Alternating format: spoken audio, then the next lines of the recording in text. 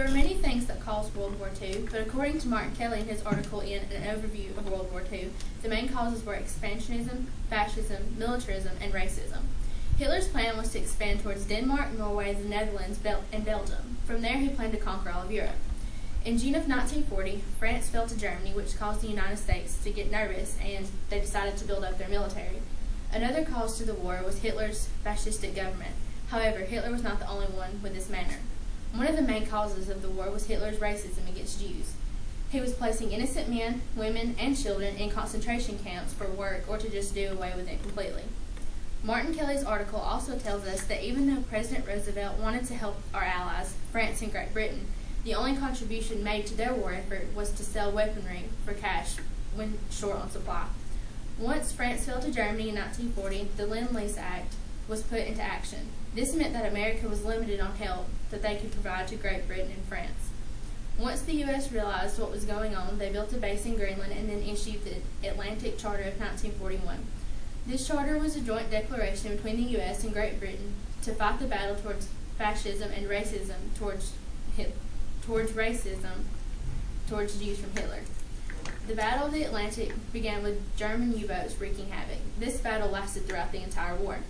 In July of 1939, Roosevelt stated that they would no longer supply Japan with goods they needed to fight the war against China.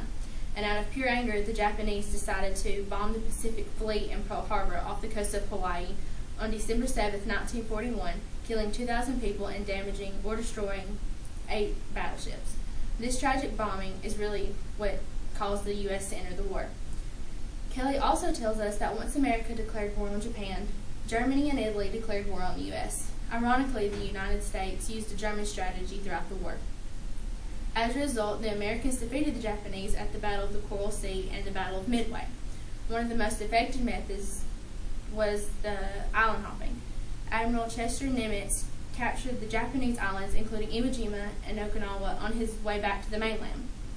During the war, America had been hard at work creating atomic bombs through the Manhattan Project.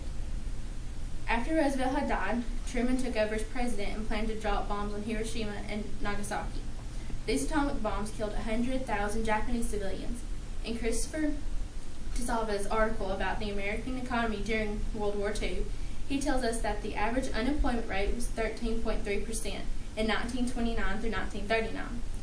Once the United States entered the war, the unemployment rate decreased and women entered the workforce.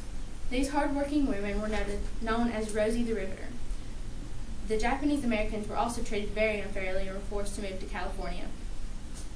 Sonny Suffolk, EDU, told us that as a result of the war, Germany was completely defeated and the Nazi Party was destroyed. The Nazi leaders were tried for crimes against humanity, and Hitler committed suicide to avoid being tried and executed. Along with Germany, Japan was bombed and left in ruins. Their military leaders were also convicted of war crimes and later executed. However, the emperor was allowed to maintain his position. Japan was then placed under military rule. England was also bombed by the Germans during the war, which left the country devastated.